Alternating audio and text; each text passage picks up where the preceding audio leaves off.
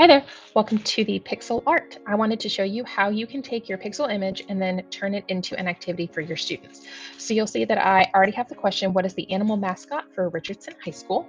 And this is the image that I would like to hide and my students to discover.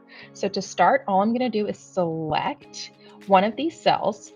And if you hold the control key down, you'll find that you can select a bunch of different pixels or cells at once. So maybe all of these I want to appear when my students answer that question correctly. So to make that happen, you're going to come to the Format menu at the top and scroll down until you see Conditional Formatting. From here, we're going to format the cells and use this drop-down menu.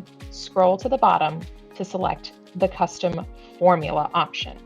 So their answer is located in this cell right here, which is C9.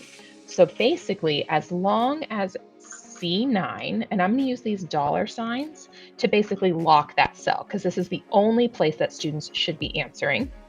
And I'm going to say is anything, we're going to say the word eagle is going to be the correct answer.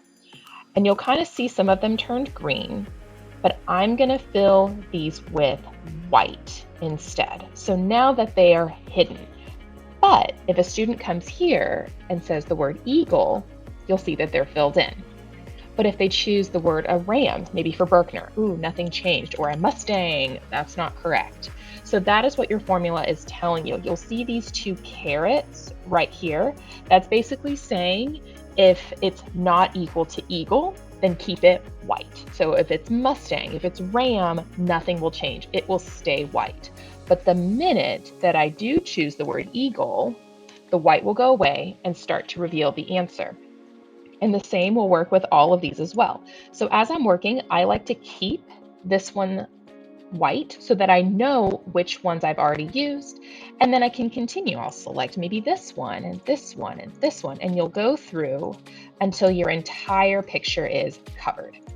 And then you can just add a new rule and continue that exact same process. Custom formula, maybe this one, which is C10, so equals, and use those dollar signs, lock that cell down, is not equal to the word, maybe I want to do this. And again, make sure that you're changing all of these cells to white so that everything is hidden. So who is an IC at Richardson High School? So I can type the word Beth, nothing changed. I can try Cassie, nothing changed. Lauren, nothing changed. If I type Amanda, there's that picture starting to come into play. And you'll notice capitalization does not matter. So students can capitalize or not, they're still going to get the answer either way.